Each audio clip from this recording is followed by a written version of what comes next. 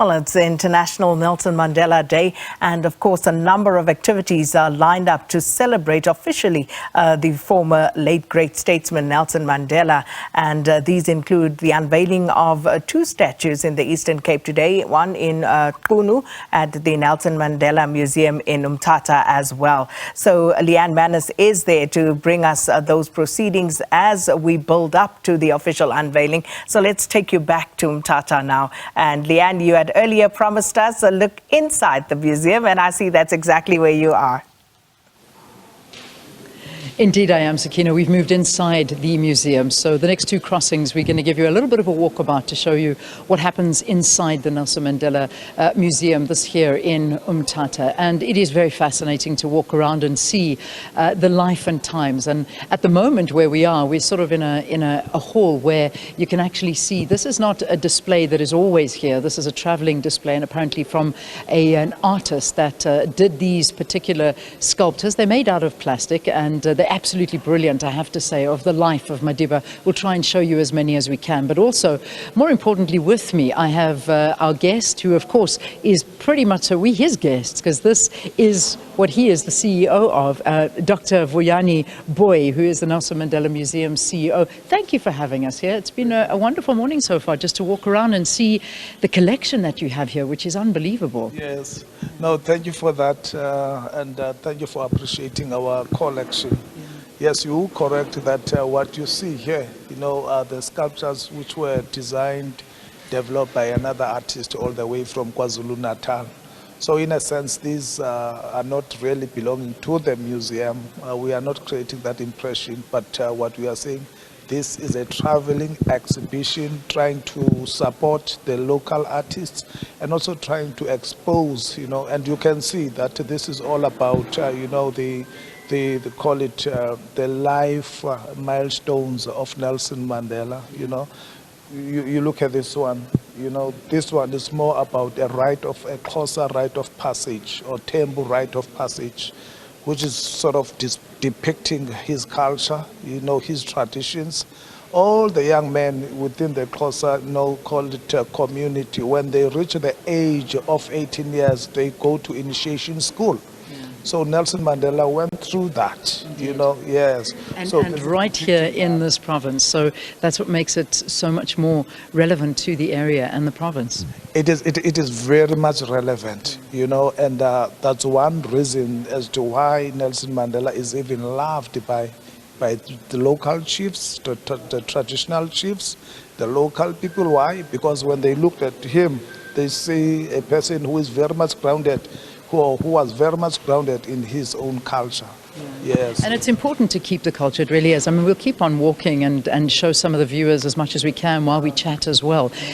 There's a lot of worry, though, Dr. Booi, and I can't ignore the fact that the moment I put out a photograph of this new statue that's going to be unveiled outside, automatically people are worried about why. Why are we putting another statue of Madiba up? Why do we really believe that that is how Madiba would want to be remembered, when there are so many problems plaguing not only the country, but the exact location that this statue is now being unveiled a bit later this morning? You know what? I think people of South Africa and the world, they should understand that we have a right to celebrate, you know, the achievements, the commitments, the sacrifice of Nelson Mandela. And we need to have, you know, symbols that are showing exactly that. And the statue is nothing else but a symbolic representation of that. You must remember that we are having young children who were born in 2000. They've never seen Nelson Mandela. They only hear about Nelson Mandela. So when you are having a statue, you are trying to relate the idea of Nelson Mandela, not to them. But over that, this is about memorialization and commemoration of our own history, in particular, our own liberation history, you know, and also to portray the contribution that was made by our own leaders, not only Nelson Mandela and many others. And now the question, in fact, people are saying, I've had people saying, or some journalists saying, people are not eating statues. They are correct. Statues are not meant to be eaten. You know, statues are meant to be appreciated. you know. This is what is important when I'm referring to that. When we put up all these statues, the purpose is to attract, you know, international tourists to these local spaces. When we put up these statues, the purpose is to ensure that we are having, you know, domestic, you know, tourists going to Qunu and spend money there. You know, so it's more like a catalyst. The statues should be looked at as a catalyst of local economic development. Which I can understand. I mean, I see where you're coming from. But how much has the statues, how much did they cost? And can you tell us who the actual sculptor was? Well, these statues, they cost us plus minus 3.3 million. Both of the statues? Both of the statues. Transporting, the design, exactly, the whole cost. Exactly. That's what people out there should understand. Okay. That the money that was spent here, it was meant for the design, it was meant for the development of the statues, it was meant for the transporting of the statues, it was meant for the development of the prints and the inscriptions, you know.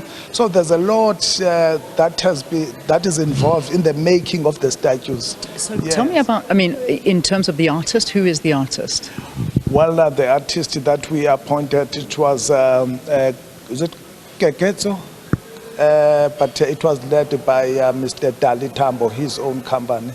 Okay, and that's what people keep asking is Dali Tambo. Again, the name comes up, and that's it's a worry because it always seems to be the same people. We talk about empowering different artists, and yet the same names keep on coming up. And that, I mean, obviously these are questions that South Africans are going to be asking and saying, but why? Why would we go back to Dali Tambo when there are so many other artists that perhaps could have done even better with that money?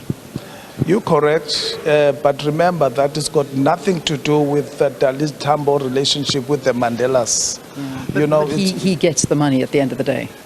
Well, he gets the money, but what is important here is that when he gets the money, what it is that he did, you know, he employed, you know, different people to do the work, and not only that, because he did the work and he also handed over to another foundry which is based in Mpumalanga.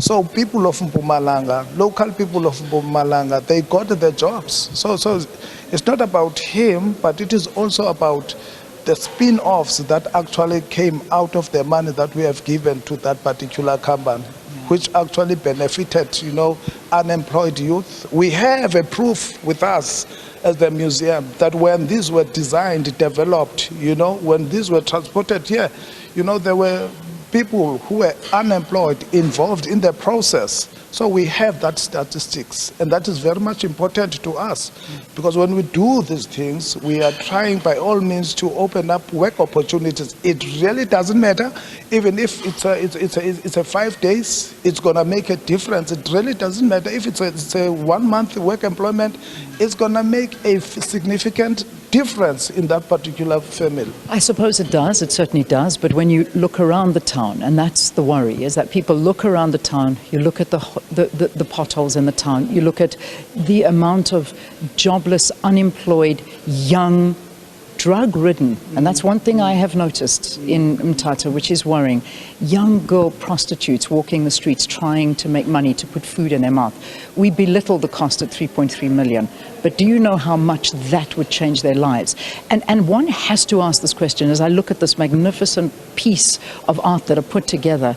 Is this really what Madiba would have wanted? And these are serious questions, and I imagine they'll be answered through the day, because these are the hard questions that are going to be asked. I'm just kickstarting them in the morning. Do you believe this is what he would have wanted? I truly believe that Nelson Mandela would want us to, you know, would want to see us doing exactly what we have done. Because I want to emphasize the fact that when we put up these statues, in particular in Qunu, you must go to Qunu, because the statue in Qunu is not just a standalone, you know. There you are having accommodation facilities, you are having conference facilities, you are having exhibition facilities, you know, you are having, you know, call it tennis combos for the youth, you are having B&Bs around, you know, so you are also having a statue that is not even far away from the grave of Nelson Mandela and from his homestead. So what is that supposed to mean? It simply means that you are having a statue that is adding up, it is actually adding value, to the lives, to the economic lives of those people. So that is why I am emphasizing that Nelson Mandela would love to see statues that are attracting or that are contributing to local economic development. Some of the statues, they are just put there, as a standalone. They are not even supported by these tourism facilities. But here, in the center of a rural village, in the center of Mthatha, you are having a statue that will attract not only the local people, but also the internationals. They would, for instance, maybe I must tell you about this. When was it? Last Sunday, we had 2 buses full of American people. And we said, why are you here? They said, no, we come here to see the statues and would love to sleep over here. Okay. And what is that supposed to mean? It simply means that, in fact, it's a good indication of the fact that when these statues are there, unveiled, they're going to attract, a huge traffic of domestic and international tourists. All right, we leave it there. Thank you for talking to us. Good luck. I know that's where the main event is taking place. We didn't get to see too many of these statues, but I know through the broadcast we'll show them as we go on. But Dr. Booi, of course, is the CEO of this Nelson Mandela Museum, and of course outside we will be seeing the statue being unveiled at around about 10 o'clock this morning, and then the main event taking place in Qunu, and SABC News will cover all of those lives.